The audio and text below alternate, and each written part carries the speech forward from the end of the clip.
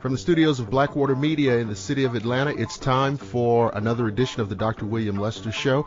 And I don't think we've done one of these in a while, and I'm really excited to do this particular show because I have a guest who is a personal friend, a great guy who I've had on in many other radio incarnations. And of course, as you do on this program, we do all things cool vintage, and it just about doesn't get any more cool vintage than where we're going tonight. I'm going to bring on my friend, Bill Stainton, and he's going to tell you a little bit about himself, and then we're just going to get into it and have a good time. Bill, welcome to the show. Thank you so much. It is such a blast to be back with you. I always enjoy our conversations. They're always absolutely amazing because you've got such an incredibly wide range of expertise and interests and curiosity, which I think is just amazing. My background, I can't remember how you and I first got in touch with each other, but my background is in television of all things. I produced a comedy TV show here in Seattle, where I live. It was a hit show in Seattle. We were on Comedy Central for a few years. It was called Almost Live. So if you're in Seattle, you probably know the name. If you're not in Seattle, probably not.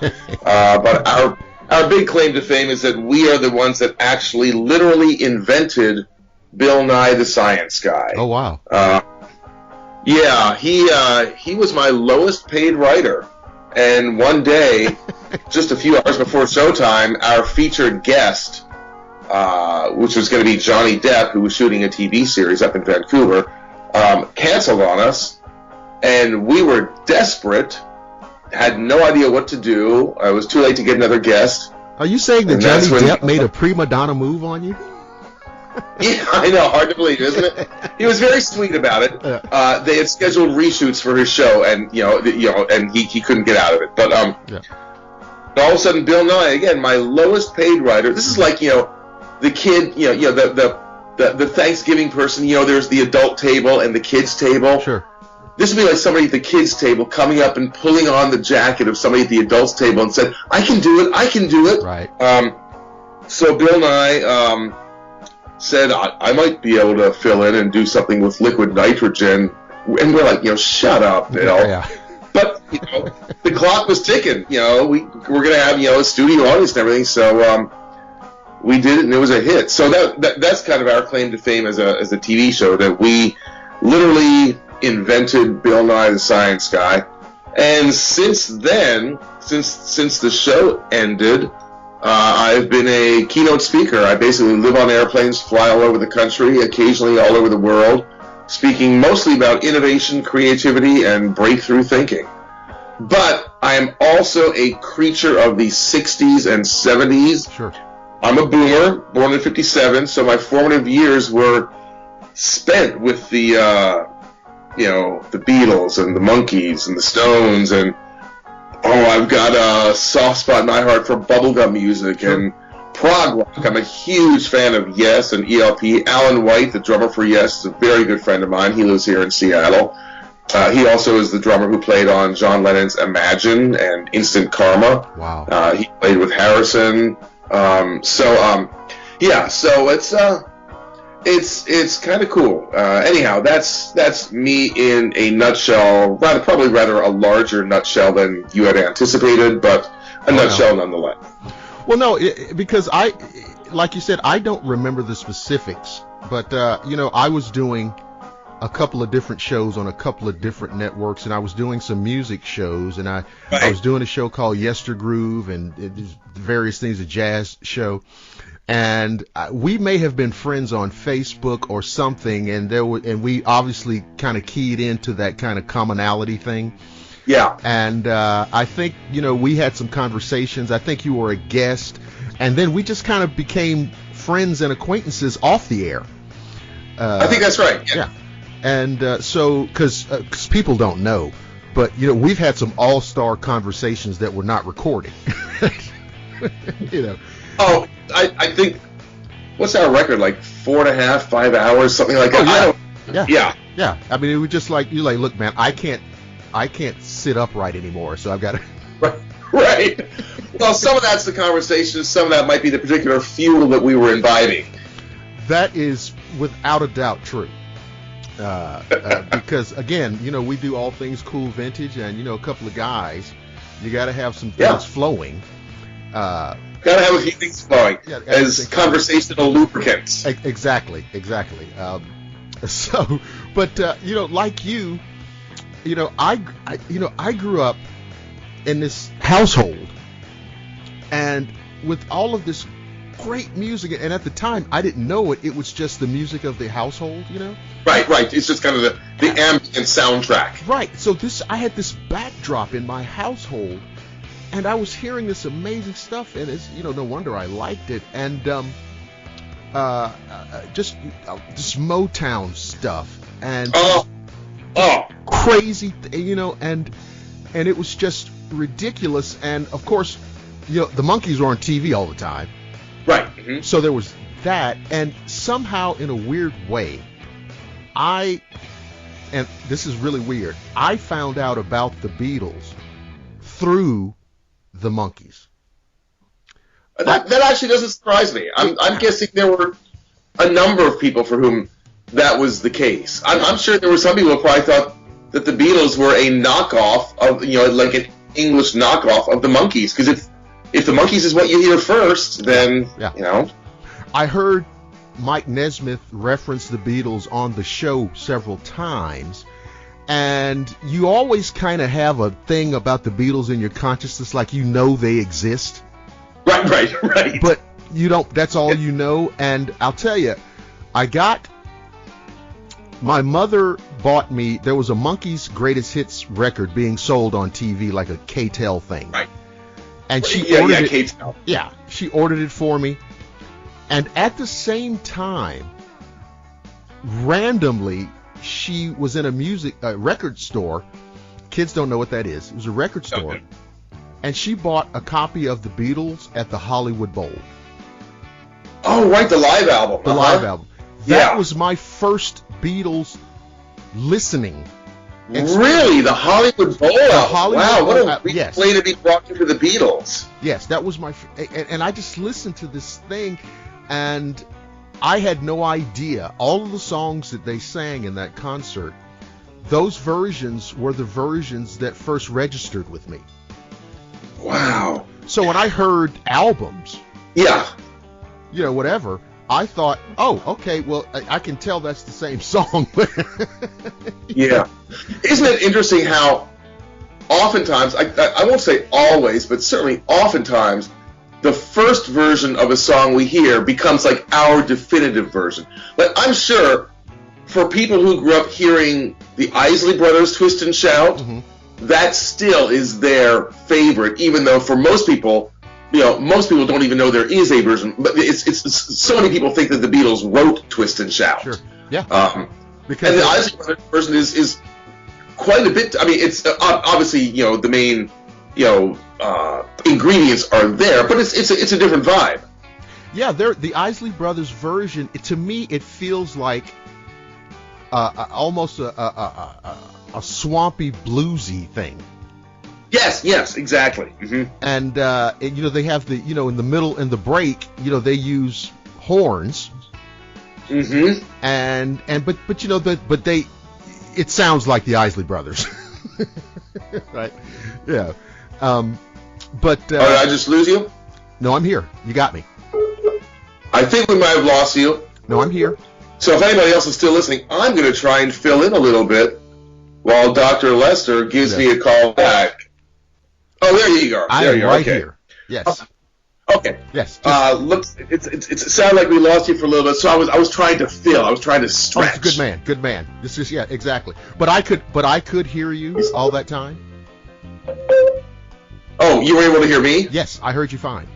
Yeah. Okay. So the fill still works, and it's like leaving a hole in a track for a solo. You could do it. That's what. By the way, you mentioned Motown earlier. Have you ever been to the studio in Detroit, the Motown? Yes. Yeah. Isn't it amazing? I mean, I've been to a lot of recording studios, including Abbey Road, the Holy of Holies. But Motown, you go there and you go to that studio, and it's just the one studio, and it's basically, it literally is a converted garage, most of which is filled up with this huge vintage grand piano. And I mean, like, a grand piano like from 1910s or something. And there's virtually no room for anything else. Like everybody else, all the side musicians and vocalists kind of had to stand around the side against the walls. And that's the room. We hear in the musical Hamilton, in the room where it happens. It's amazing that room, so much great music could come out of that room, because Abbey Road Studio Number 2, you've got all the room in the world there. Sure. Motown, it's like you're in somebody's garage and both cars are still in there, and you're creating hit after hit after freaking hit. Well, and it's, I think the house was a duplex, right? Uh-oh. I think we're gotten disconnected again. So I finished the sentence, and either it was a much less impressive sentence than I thought it was, or we had gotten something had cut out again. And I was so let's see. Let's and it sounds like that's happened one more time. Okay, let's hold on and see what we can do with these gremlins. One moment, please, folks. Okay. Oh.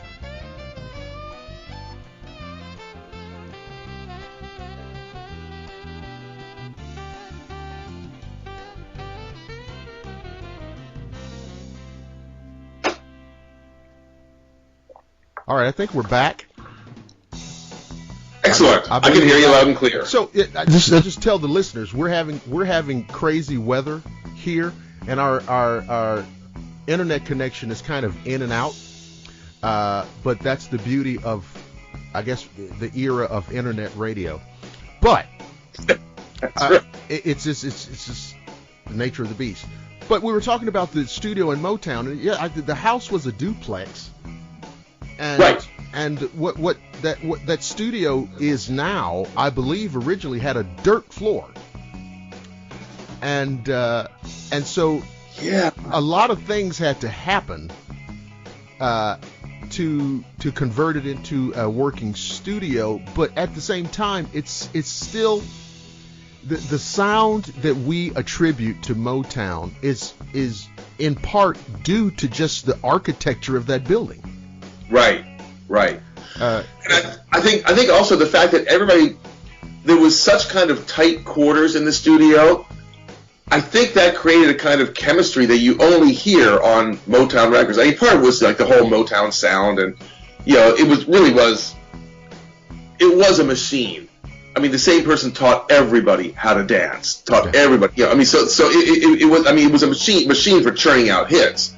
But they were all valid. But I think there's something about being in proximity.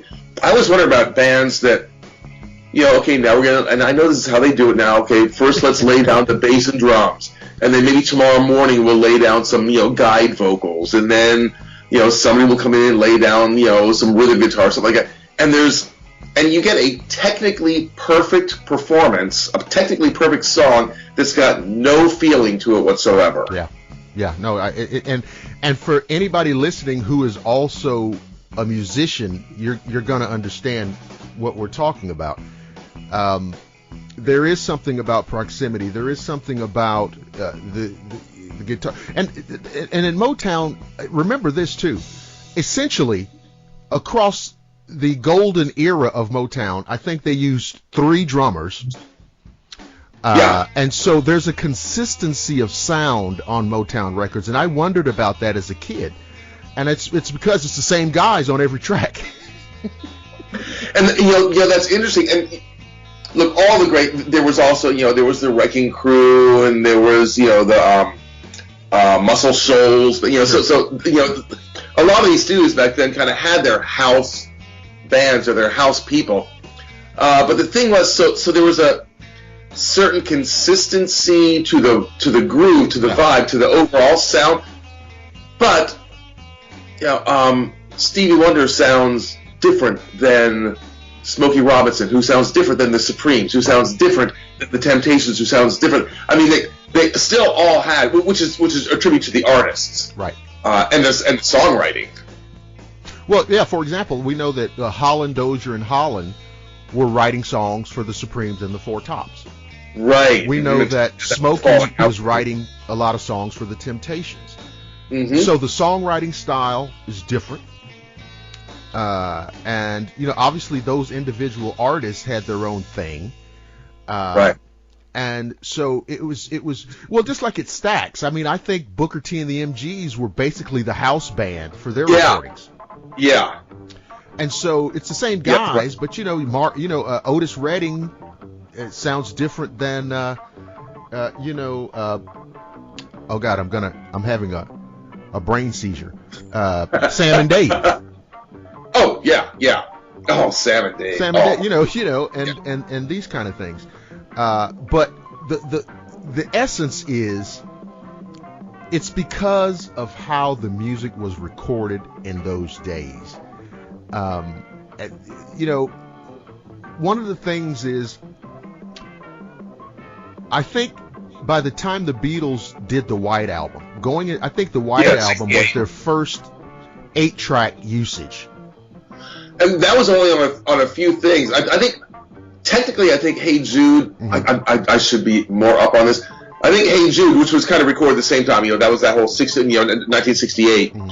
I think that was the first time they actually used an 8-track, and they had to go over to Trident Studios for that. That was not recorded at Abbey Road, because Abbey Road didn't have the 8-track. When they did Sgt. Pepper, they had a 4-track machine. They actually had 2 4-track machines. So that they could kind of fake 8-track. It's like a fake, Yeah, exactly. But yeah, I think you're right. So the White Album was the first time they could actually use 8-track. But I believe they recorded Hey Jude. Did they record Hey Jude before the? Yeah, because the White Album came out in November, I believe, of '68, and I think Hey Jude was kind of like the summer. I think they kind of. I think they kind of recorded Hey Jude and then went to India, and or something like that. Something like that. And of course, India is where we got half of the White Album, probably, or at least a third of it. But the interesting thing that is revealed in this is that in those days there was a significant technology gap across the ocean, because Motown was using 8 tracks in '65. Right. Which really ticked off the Beatles. And also, Motown was getting this amazing bass. Well, first of all, they had James Jamerson, who's one of the all-time greats, if not the greatest. But Motown had figured out how to really make that bass sound pop on the records, which is tough. Now, the kids of today won't get this, but because it was literally grooves cut into vinyl that a needle had to go. Right. If it got too loud or too funky and thumpy, literally the needle would not be able to track. It would skip. It would bump up and down too much. But somehow Motown figured out how to do that, and McCartney. I mean, the Beatles were huge Motown fans. In fact, a lot of their early hits, as you know, when they were basically a cover band, was covering actually a lot of girl bands. Yeah. The Shirelles and people like that. Yeah, exactly. But McCartney would listen to this, and he'd go to Jeff Emmerich and the Abbey Road engineers, the EMI engineers, and say, look, they're doing it. Why can't we? And it wasn't until '66 when they cut Paperback Writer with the Flipside Rain. Yeah. Where all of a sudden they kind of figured out how to, because those are basically bass solos with songs attached. Yeah. So they kind of figured it out. But yeah, Motown, the Beatles were way ahead of everybody else in a lot of ways, right. But technically, or the technology, oh my goodness, so far behind. This is when the Abbey Road engineers were still walking around in white lab coats. Yeah. Exactly, and you could tell these Motown producers were like these kind of cool, sleek Detroit guys. The coolest guys ever. Walking around in sunglasses and expensive suits and just coming in and and just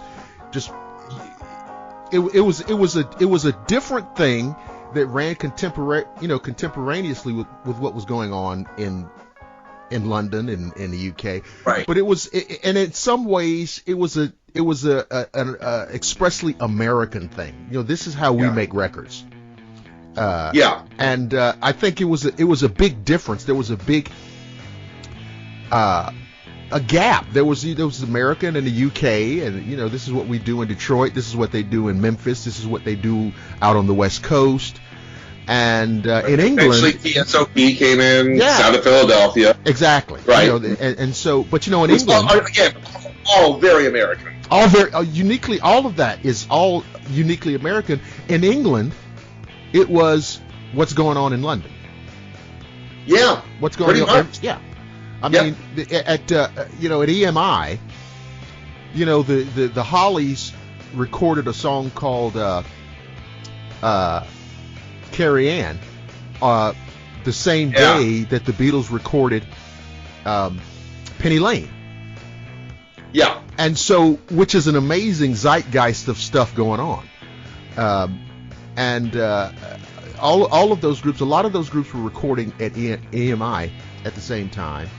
But their record industry was like not spread out all over the place like it was here in the U.S. That's right. And so, we had that West Coast thing initially with the I guess the surfing thing, and then it kind of turned into surfing thing, and then it turned into like the Doors and kind of like the psychedelic, right. Janis Joplin and Big Brother and whoever else, the Dead. Exactly. It turned into just like a whole thing. So, right. Just a few weeks ago, of course, you and I shared the experience of it. It was the anniversary of the Beatles' first appearance on the Ed Sullivan Show, February 9th, 1964. Right. We paid homage in the appropriate ways by pulling out the videos and reliving that. And as I watched, it's like, I don't care how many times I watch this, it's always amazing. And one of the things that's most amazing, and I pretty much every year on that date I watch because I've got the DVD set. I actually still have a DVD player just because for watching some of the stuff. But I don't know if you have it. You probably do. But there's a DVD set of the Beatles' first 4 appearances, which were the only ones they were actually on live. Yes. Of Ed Sullivan. In the entirety. I mean, you see the entire show, including the original commercials that were on. Oh yes.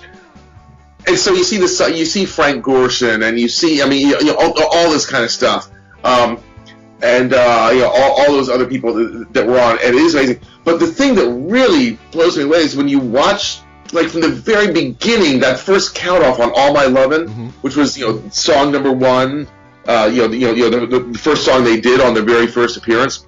Right. Just the confidence and the presence of these 4 guys. I mean, you don't detect any nerves. You just detect that these are, that they have put in the work, and they are just, and I know that, because we've heard the interviews that they knew it was a big deal. They were nervous and that sort of thing, but professionals. But professionals, yeah. And I think you and I have talked about this. I thought one of the most brilliant moves they ever made. Was and of course, in hindsight, in retrospect, we look back and go like, "Oh, this is big." But back then, they didn't know if this was their chance to crack the United States, and it might have worked and it might not have worked. And in hindsight, we all go, "Well, yes, of course, it was inevitable." No, it was not inevitable. No, yeah.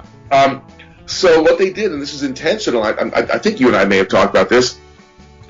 So they they didn't start off with "Twist and Shout" or "I Want to Hold Your Hand." They started off with "All My Lovin'," which is a cool original song, relatively safe. And then the second song they did right after that was "Till There Was You" from the Music Man. Right, exactly. The Meredith Willson song from the Music Man, which was specifically designed that way. First because McCartney sang it like an angel, but because all the parents who are watching would have to go, well, how okay, that's safe. There's no danger here, right? Exactly. I mean, it's cool. So like, those of us who were young at the time, I was 6.5 or 7 years old. I will forever be thankful to my mom for. I mean, I was in bed. I mean, she woke me up, and I don't know how she knew because Sullivan had rock and roll on before, but she literally woke me up and took me downstairs to sit down in front of the black and white RCA TV to watch this thing. So I'm so glad I actually saw it live. But to me, it was like, this is the coolest thing ever. So the kids, the younger kids, especially the ones who were slightly older than me, who were like in their early to mid-teens, watching it, they saw that it's dangerous and different and somewhat subversive. But the parents heard Paul McCartney's angelic voice singing "Till There Was You." It's like, oh, exactly. It didn't help that he was looking too. Right. Yeah. I mean, it was. They had him at that moment. Mm-hmm. But the other thing that's amazing is, and people say, oh, it was their first this, it was their first that. Yeah, but before that was like 7 or 8 years. Of and so when they appeared that night, they were seasoned performers. They were seasoned performers. I mean, Ringo was the new guy, and even Ringo had been with them for 4 years. Mm-hmm. Paul and John first got together in '57. Right. July 6th, 1957.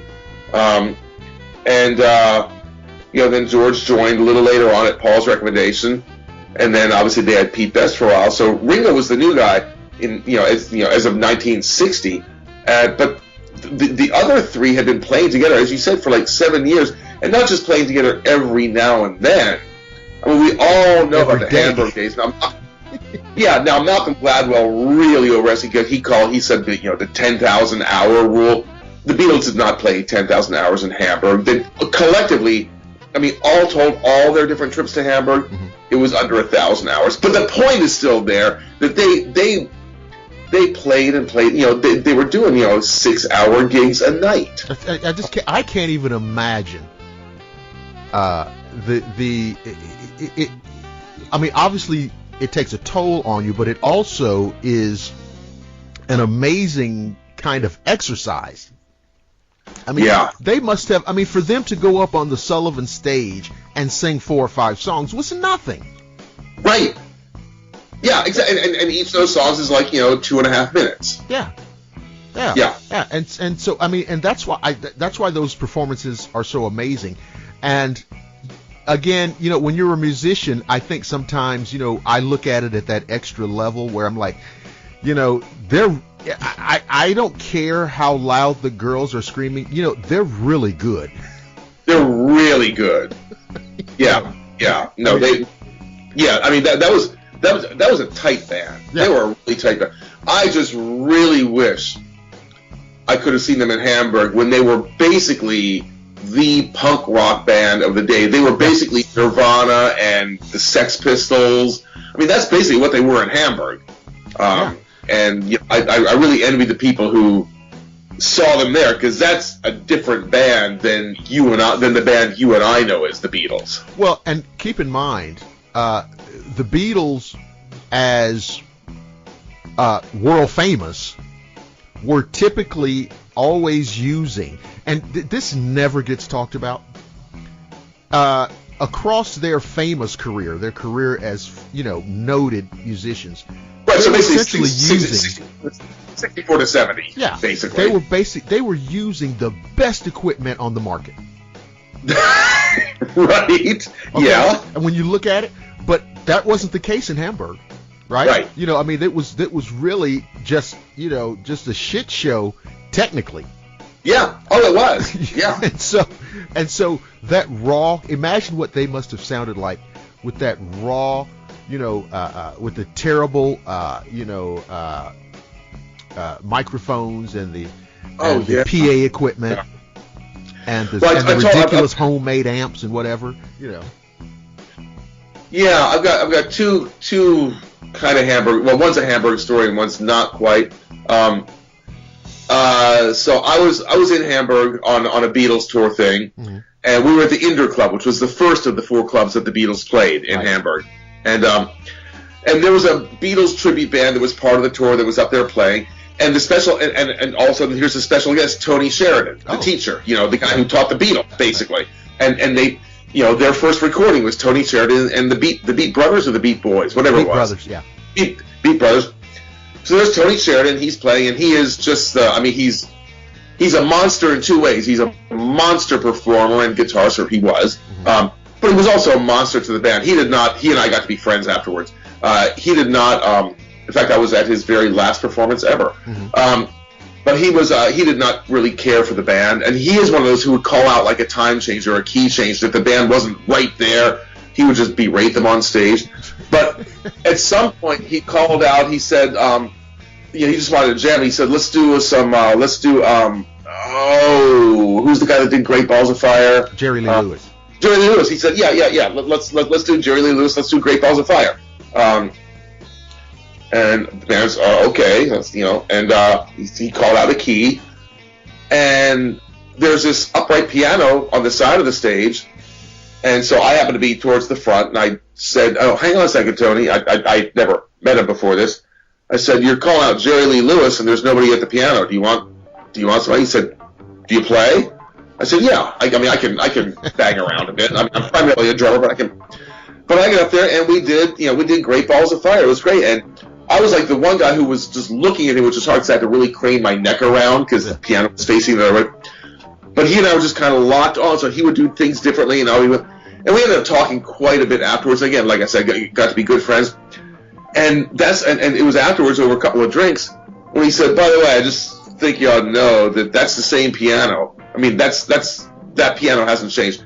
That's the same piano that McCartney used to bang on when Beatles and I were on this very stage, playing in on 1960." The actual piano. the actual piano, the actual stage with the actual guy, Tony Sheridan. Wow. So there's that, but also I'm kind of name dropping Beatles history here because I'm a Beatles guy, so I've had a chance to meet a number of the players. Of course. But I remember telling I don't know him terribly well, but I've met and had several conversations with Pete Best.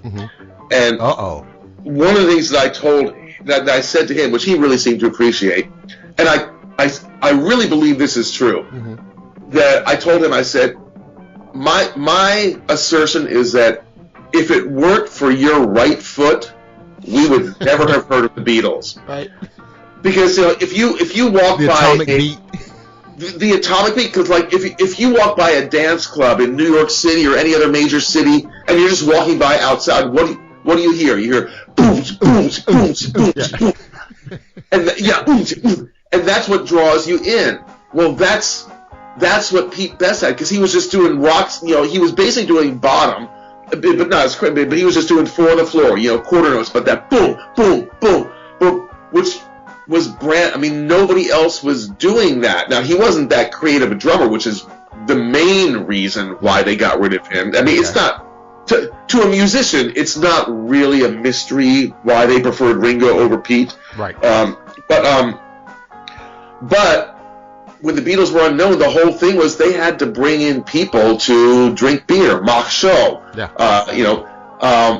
And it was that atomic beat. It was that boom, boom, boom. Because outside of the clubs, that's all you could hear, and that's what brought you in. And then, the rest of it was, the songs, the showmanship, the, Lennon wearing the toilet seat around the head, all that kind of thing, that kept people there. But I really do believe that if it weren't for Pete Best's right foot, they never would have started drawing those crowds, and they never would have had the chance to develop as artists. Now, this is very interesting because, and I was hoping the Pete Best thing came up, but there's a couple of things that I kind of surmised, and then there was something. Well, let me put it like this. I kind of got the feeling that, number one, he was never really one of them. That's absolutely true. John Paul George. There's that. Yeah, he was not chosen like Paul and George were. He was picked because he happened to have a drum set and they needed a drummer right away. And his mother owned that club, the Casbah. Mona owned the Casbah. And Mona, oh my gosh, I would have loved to have met Mona. Oh my goodness. So there's that. Now, of course, we all know Ringo. So we don't even need to justify Ringo, right? So. No. We shouldn't have to, at least, and no real drummer will tell you that Ringo was less than great. Let me tell you something. No real drummer or real musician will ever disparage Ringo. It's I've only been telling people, I've been playing drums since I was 14. And Yeah. I can tell you right now, there are things I hear on Beatles records that I don't know what the hell he's doing. Oh God! I mean, I've been playing drums longer than you. I've been playing drums since I was 4, basically. I mean, not well. I mean, I play them well now, but even now, look, I know, I kind of know what he's doing on She Said, She Said. Yeah. But I can't. I sure as hell can't make it sound like him. Yeah. And I even know. Okay, I'll even try leading with my left hand, and Right. to the way he on a right-handed drum set. But he's got that feel that just. Yeah, it's just and the sheer variety. I mean, listen to just if all we had from Ringo was the Abbey Road album, that is a masterclass in different styles of drumming, and they all sound perfect. Yeah, it's ridiculous. I had an anecdote about this though, Pete Best Ringo thing, and it's I can't attribute this to anything. Many years ago, I think when the Beatles anthology first came out, I think it was 96, 95, 96. Right. My father and I were sitting there watching. Uh-huh. And that section of it came up when they fired Pete and Ringo came in and da-da-da-da. Right. And so I figured, you know what? You ask your dad, because, and he always had this ability to look at a situation and assess it well. Yeah. He could just walk into a room and tell you what's going on, right? That's a cool guy. Yeah, exactly. I asked him, I said, well, what do you think? What do you, and you know what he said? He says the guy was probably just an asshole. Oh, Pete? That's what he said. And I mean, and like, I've never met Pete Best. I don't know. So I'm not making that assertion. Right. But that was his analysis from just what he was watching. I think that's hilarious. It's hilarious. Well, it was a number of factors. Yeah. And there's actually a fascinating book not many people know about called Drummed Out. Mm-hmm. The subtitle is The Sacking of Pete Best by a guy named Spencer Lee, who's written a number of books, kind of, Beatle-related books. He's a Liverpool guy. Because you hear this, okay, well, Pete Best's hairstyle, he wouldn't do the Beatles stuff, because, Pete's got curly hair, he couldn't do the Beatles. Right. Or that he was too moody, or he was too good looking, and, the other Beatles were jealous, because the girls like Pete Best, no pun intended. All that stuff. Look, those were all factors, but the two biggest things were, one, his drumming was limited. If you listen to what he does, his fills, he always has the same fill, like 8 notes on the snare. If it's a fast song, he'll do it fast. If it's slow song, he'll do it slow. But he didn't have a lot of versatility as a drummer. And even back then, as the Beatles started to grow a little bit, and that was fine for Hamburg. But as the Beatles started to grow, and as they started writing their own songs, even though their songs in the beginning were kind of, relatively simple, I think they all, especially McCartney, who was the real musician of the band. Look, they were all musicians, but McCartney, it's just kind of like he's DNA. Yeah, exactly. And plus, he also plays drums. I think he realized that, look, if we're going to go places, this is the guy who's going to hold us back. And then there was that first moment, and we've heard stories about it. The first moment when Pete couldn't make a gig, it was in Hamburg, for whatever reason. And Ringo, who was there with Rory Storm and the Hurricanes, filled in. He sat in with the Beatles, and Paul and George have both talked about it. John was taken from us before he could, put anything down definitively about this, as far as I know.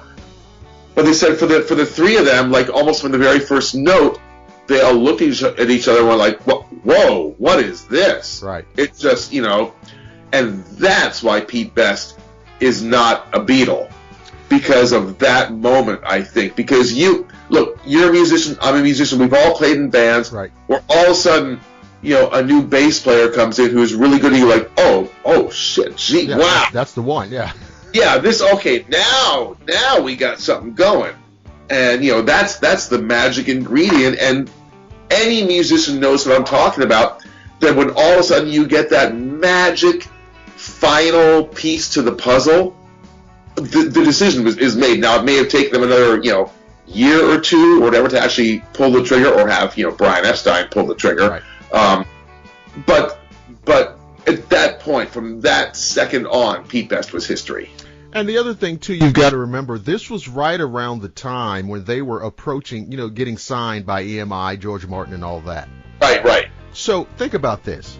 You got two guys, John Lennon and Paul McCartney, who are insanely ambitious. Yes. They are, they have these visions of grandeur, and they've been rejected by almost every label in the country. Yep. EMI's going to give them a shot. Do you think they would have fired their drummer in favor of Ringo just because they thought he was a nice guy? Right. No, they brought him in because they thought he was the drummer to complete the picture. Absolutely. I mean, John Lennon said it well. In fact, I think he kind of overrated Pete. And now, I shouldn't say this because, again, I've met Pete a number of times. He actually is a nice guy. Mm-hmm. I like him. But John Lennon's kind of famous quote is, Pete was a great drummer, Ringo was a great Beatle. Yeah. Now, I don't think Pete was a great drummer. I think Pete's an adequate drummer. And his Heyman's Green album, that's a really nice album. George was still alive at the time when that came out. Pete Best and his band put out an album. And I remember reading a quotation who said, and the quotation was, who would have thought that, I guess did Ringo put out an album too? I don't know. But, oh no, maybe George was already gone because he left in 2001. He died in 2001. But it might have been Paul and Ringo each put out albums the year that Heyman's Green came out. And I can't remember what year it was. It's 10 years ago, something like that. So anyhow, but the quotation was, who would have thought that there would have been, that this year would have seen the release of 3 albums by 3 Beatles, and the best one was Pete's. And it actually, and it was probably good. I think that's right, because it was not one of Paul's greater albums. Right. And Ringo was Ringo, but the best of the 3 was Pete's, Heyman's Green, which was where they lived, which where the Casbah was, Heyman's Green, Liverpool. It's interesting because when we talked at the opening, I referenced that I kind of sort of segued into the Beatles via the Monkees. The Monkees, right? And it was, of course, we lost Peter Tork about this time last year. I know, so sad. I think he's the one that I never met. Yeah. And so, not that I needed to, but I started just kind of revisiting things. I mean, because I have everything in arm's reach, and I said, man, I'm telling you, really, really enjoyable, highly listenable, good. If the Monkees had a different point of origin, there would never be any kind of dispute or argument as to their legitimacy. I agree. I really think they should be in the Rock and Roll Hall of Fame. Yes. First of all, because like the Beatles, there are so many people who play music now because of the Monkees, because the Monkees was their first intro to quote-unquote rock and roll. And they were legit. Look, now, it's clear. You and I both know they were not meant to be a band. They were 4 actors playing the part of Beatles wannabes. That was the premise of the show. Right. And I think I was thinking about this the other day. I think the real confusion was that their show names were the same as their real names. Right. Or at least, the real names they were using. Obviously, Peter Tork is Peter Torkelson, and all, but still.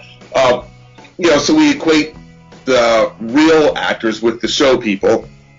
But they did have musical chops. It wasn't necessarily musical chops that they, like Mickey Dolenz was not a drummer, he's a guitarist. They're legit, and Plus, when you think of the Monkees, just like the Beatles, I've got a friend who says he doesn't like the Beatles. And I said, okay. I say, so when you say you don't like the Beatles, which Beatles don't you like? Is it the She Loves You, Yeah, Yeah, Yeah? Or is it the, Revolution Number 9 Beatles? Or is it Strawberry Fields Forever? Or A Day in the Life? Or Hey Jude? Or Something in the Way She Moves? Which Beatles? Because you can't say I don't like the Beatles because there's too much. Right. There's too. And with the Monkees, it's the same thing. I think when a lot of people think of the Monkees, they think of Stepping Stone, or Here We Come Walking Down the Street. Right. But then there are things like Tapioca Tundra and Exactly. Righting Wrong, Zor and Zam, and Shades of Grey, and all these P.O. Box whatever 9847. 9847. P.O. Box 9847. There's all these weird things. There's stuff in what's the one that is it Righting Wrongs? Yeah. Which is the one where Mickey is playing the Moog synthesizer, only the third Moog ever. Well, he used it. Well, he first used it on Daily Nightly. Daily Nightly, that's the one. That's the one. Yeah. And some of the freaking, like, we think of Mike Nesmith as this country western guy, Magnolia Sims, and that kind of stuff. Man, that guy wrote some acid dripped lyrics. I don't know if they were actually acid drip, but good Lord, that guy wrote some songs that you look into and go like, what? I don't know where he's coming from. It's weird, it's groovy, it's freaky, and when you think of the Monkees as being this lightweight bubblegum band, try listening to some of the other stuff. Well, again, there are people who think that the Monkees, as a musical manifestation, are what you see on that show. Right. And that's not true. Yeah. When you look at, we know Headquarters was, technically not their first album, but it's the first album where they're playing the instrument. It's the first album where they actually took control and said, look, we're going to play it and we're going to write it or produce, we're going to produce our own stuff. And I think if you start there and look, that's what they were, / are, as a musical manifestation. From Headquarters on is what they were musically. And when you understand that and listen, you've got to respect it. I think, like I said, with the between the four of them, they had more than sufficient musical ability. Absolutely. Nesmith was a very good songwriter. Peter Tork, world-class writer. We all know that he was, Linda Ronstadt's different drum was Nesmith. Yeah. And so, the fact that, Mickey Dolenz had not been a drummer really before the Monkees, whatever, it's all the more impressive to me. Right. Because he also had what I really believe is one of the great rock and roll voices of all time. Oh yeah. If you don't think so, folks, just go listen to Going Down. Going Down. Yeah. Or like Mary Mary, which Nesmith wrote, which does not sound like a Nesmith song. It's a great song. The Paul Butterfield Blues Band did it first, but it's a Nesmith song. Mm-hmm. Whenever you go to these Rolling Stone lists of greatest rock vocalists and all that kind of stuff, Dolenz he's never in the top 100 because the Monkees don't get no respect. They're the Rodney Dangerfield of rock and roll. It's always Robert Plant deservedly, Freddie Mercury deservedly, Lennon, McCartney deservedly. But I would put Dolenz certainly in the top 50, if not in the top 25. Yeah. So I know there's always different kinds of listeners, and there's a little batch of listeners who will go, "Oh, really? Is that true?" And then they'll start listening. Right. I just saw Mickey was just in Seattle at a relatively small theater, and I splurged a little bit, which didn't take that much. I got front row. Mm-hmm. And I'd met him before because of a TV connection, but it's nothing that he would have remembered. And man, the guy, he gets tired a little bit, but the guy's still got pipes. Actually, who's really got pipes is his sister, Coco. Yeah, man, that woman has some pipes. But But Mickey, I mean, he the guy has still got it. I'm not going to say he has not dropped a beat, but we can say that about McCartney as well, of course. Well, yeah, I mean, listen, it's not fair to compare a guy at age 25 to age 75. Right, the physical, and it's not just the stamina or the energy. No, physically, your throat is different. It's you cannot do the same things. Yeah, and so but I mean, for those of you who and you say, well, they're talking about the Monkees. Well, yeah, I mean, go and listen to Headquarters. Go and listen to Pisces Aquarius. Go and listen to Birds and the Bees. Go listen to the Head album and watch Head. By the way, Birds and Bees is probably the worst album ever done. Now, that was him just being particularly negative, as John Lennon was about the Beatles at a certain point. Yeah. But I mean, I still think it's great. But to me, Headquarters is probably the high watermark for them. Although I do like Pisces, Aquarius, Capricorn, and Jones. Yes. I really do like that. You know how I put it like this. Headquarters showed what they could do as a band. A little almost like a little 4-piece garage ensemble. It was a validating thing. Pisces Aquarius showed what they could do with an understanding of the industry of that time. Oh, that's good. They understood we can write this stuff, and we can get Mike on guitar here, we can get Peter doing some bass and organ, drums, and what have you, and they could do anything vocally, of course. But it's okay to bring in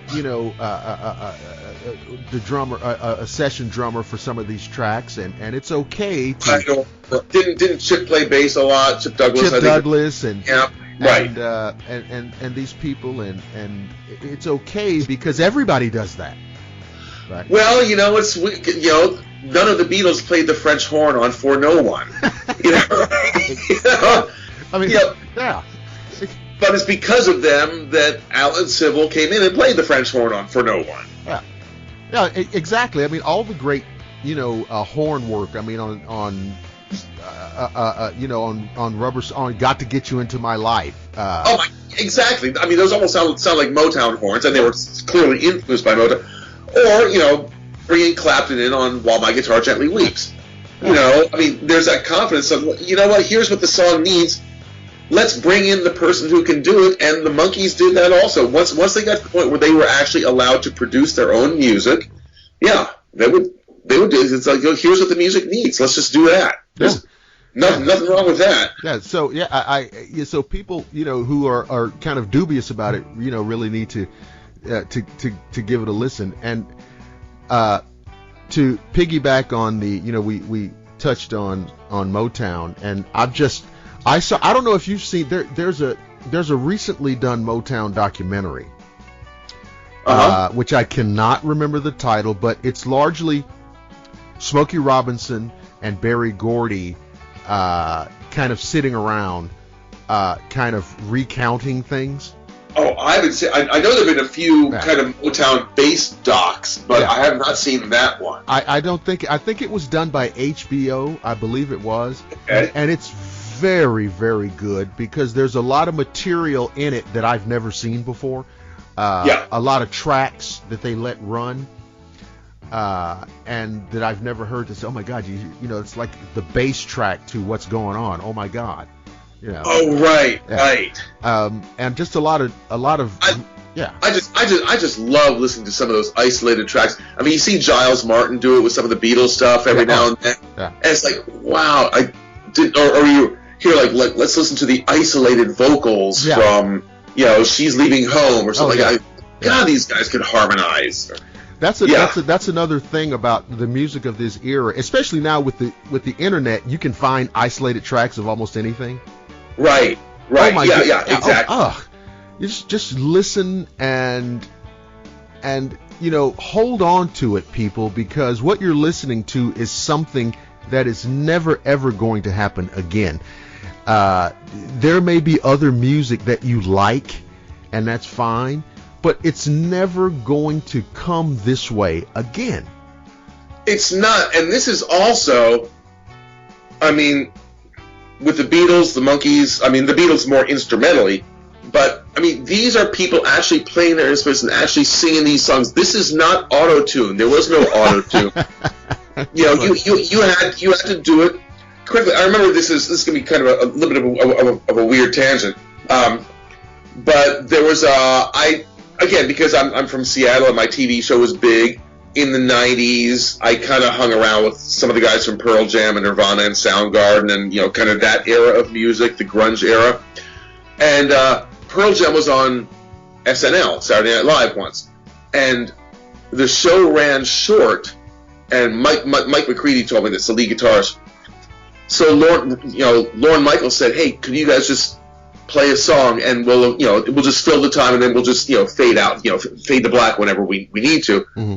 And they said, "Oh, sure." Well, you couldn't ask some hip hop artist or something. And I got nothing against hip hop. That's fine. But something that has to be programmed into a computer. This was a band that can play their instruments. This is a band that can play. And that's what we had with the Beatles. That's what we had with the Monkees eventually. In the beginning, they were not, because in the beginning, they were actors cast to play parts.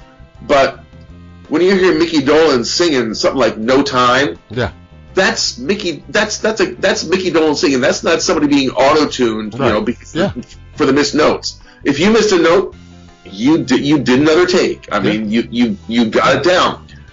Or sometimes you can't do another take, like Lennon on "Twist and Shout." They only did 2 takes of that song, and the second take they had to scratch because Lennon couldn't finish it because he had a cold. And they'd been recording for 10.5 straight hours.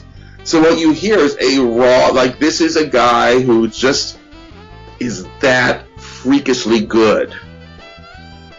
They did an album in 10 hours. He's got a cold. And 1962. I mean, the tape's rolling. So let's go. Yeah. The tape's rolling, and also one of the things that this might be in Jeff Emmerich's book, although I guess it wouldn't have been Jeff Emmerich there. It would have been Norman Smith. But anyhow, but somebody said so they're there. They had like a 12-hour session booked, like from 8 to 8 or 10 to 10. I think it was. I can't remember what it was. But so they recorded, they got 5 or 6 songs done, and then it was time for a lunch break for the crew, lunch break. And the Beatles said, "You guys go ahead, we're going to stay here and work out the next stuff." Mm-hmm. So they didn't even take a lunch break. I mean, everybody else did, but they did that. And, Lennon had a cold. I mean, going into the session, he had a cold. Yeah. And then they needed one more song, and they said, "Let's do Twist and Shout." And in fact, you can hear him cough at the end of the take. He said, let's give it a shot. So he gave it his all. He always said he was embarrassed by that. He said, because I know I can sing it better. Hard to imagine. And then they tried to do a second take, and his voice just completely blew out. And the next day, they got in their van, and they played 2 different concerts in 2 different cities. Yeah. The very next day. Those are people who are, I mean, again, It's this whole era. Again, we started talking about Motown. You listen to these people. That's real talent. I mean, you look at Michael Jackson. The guy could sing. He could write. He could dance. None of that is CGI. Right. None of that is. I mean, that's just the talent. Stevie Wonder. Good heavens, how much talent can one guy have? Yeah, it's they were not simply the products of studio wizardry. Now, exactly, studio innovation did create a certain level of quality in the overall production. But like I said, these were guys who could get up on the Sullivan stage and do it too, or at the Apollo, or at the you fill in the name of the venue. Right. Yeah. But you're right. I mean, studio innovations. I mean, they use, and the Beatles were the first to really do this, and then the other bands kind of picked up on it. I mean, they were the first because they were the first to say no more touring, and they learned how to use the studio as an instrument in and of itself. I always thought. Let me ask you your opinion on this. I always thought They talk a lot about the strain of the tours. In terms of, it occurred to me that although I'm sure that was true, don't you think they also realized we don't have to tour to sell records? I think so. Although again, that was still a roll of the dice because that theory had never been tested before. Right. Okay. So who knew? I'm sure that the folks at EMI, the record company as opposed to the studio, were not thrilled by that decision. But so they stopped touring. It was August 29th, 1966. They did Candlestick Park, the last concert ever, the last real concert. There's the rooftop concert, but that's a different animal. And all of a sudden, everybody thinks the Beatles are over because no more touring, and you know the record company is panicking, and they're panicking because again, in hindsight, it looks great, right? But they're panicking because the Beatles, this cash cow, no more touring, and then they go to the studio for 4 months, which is an absurd amount of time, burning up money, and they're making an album that's really weird and really out there and really. The record company probably just wanted them to keep doing, I Want to Hold Your Hand. Right. And all of a sudden, they're doing Sgt. Pepper's Lonely Hearts Club Band? What in the hell is this? Right. I read the news today. Oh, boy. Oh, that's going to get the kids up and dancing. What they failed to realize was that the Beatle fan base, there's some bands that just appeal to a certain age group. And as that age group ages, then then the younger kids move in and replace them. The Beatles fans grew up with the Beatles. And they moved with them along the way, yes. Moved with them. So as the Beatles were getting older, and actually, the Beatles were slightly older than their fans. Don't forget, the Beatles were not baby boomers. No. The baby boomers started being born in, 1945 or 46, post-war. The youngest Beatle, George Harrison, was born in 43. Right. So, they weren't even baby boomers. They're earlier than the baby boomers. So they were leading their audience. Again, like when they were doing Sullivan, that was 64. They're so all in their 20s. George Harrison is just about to turn 20. That's right. And they're but the fan base is the screaming, 13 to 16-year-old girls. Okay, as they got more complex, they attracted more guys and everything. But by the time they get to like Sgt. Pepper and the White Album, okay, their audience is getting more mature, and it's the 60s, and the audience knows that Vietnam's going on, and they're getting, this is not just this safe little protected bubble. There's real stuff going on out there, and the Beatles were reflecting it, and the fan base came along. But it was. It must have been scary for the record company. I'll tell you another quick father anecdote. He told me that he was just driving down the road one day, and he heard a song come on the radio, and he just thought it was fantastic. He said, "This is what the hell is this?" And he says, "Wow, da, da, da, da, da, da." And the song ends, and the DJ comes on, and the song is Day Tripper. Oh, and he says that's the Beatles, and he was like, "That's them." Right. And he said right. I almost drove into a ditch. And it's hard to imagine that now, because now it's just kind of like the audio wallpaper of our lives. Like everybody knows those songs. Right. Just imagine hearing it for the first time, going like that. That does not sound like the same band from a year ago. Right. Yeah. So this brings us to a question, because when we first started talking about an hour ago, you mentioned the fact about this, this audio soundtrack of your growing up, because your parents listened to all this kind of.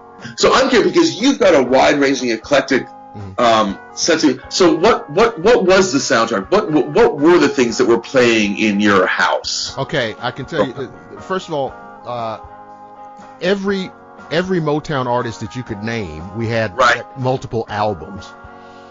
And then there were other non-Motown artists, like Ray Charles and Sam Cooke. Oh yeah. And people like that.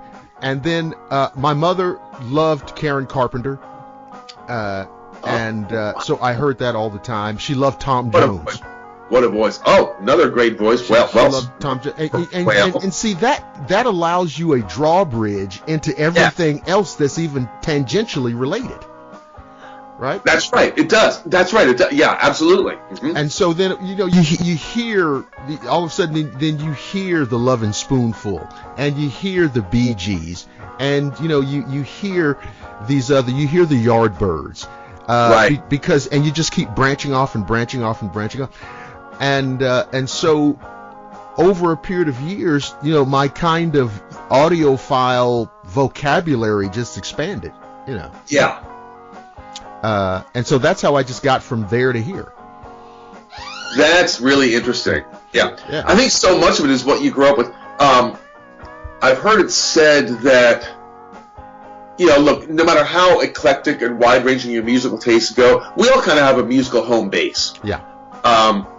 To somewhat, and that's probably what we, when we get old and have Alzheimer's and they play those records, we go, oh, all of a sudden that just kind of opens up our brain again. Yeah. But I heard somebody say once that our musical home base tends to be what we were listening to between the ages of 16 and 24, which kind of makes sense because that's when we're, becoming, that's when we are becoming an individual. We are like individuating or whatever I'm just making up a word here.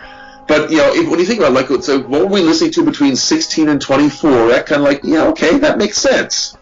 Yeah. Yeah. And I think I think a little bit of my musical DNA was well before that. Yeah, actually, mine must be too. Yeah. The early Beatles were before that, and the Monkees were certainly before that. But for me. in that 16, when I got older, it certainly expanded and extrapolated, and you graduate things in. Right. And I became a big jazz fan in college. Because I started hearing a lot of it, and just like I don't like all jazz, but let's say I like that, I like that, I like that, I like that, and so that's become a factor for me. Yeah. So, oh my God, man, I'm telling you, we've run out of time. But oh dear, once again, it's just it. But here's the deal, man. We're busy. You're flying around. I'm doing God knows what. We have got to do this again. We've got to do it before the next 4 or 5 years expire. Exactly. And we need to, and then we need to have some, some chats that the rest of the world are not privy to. By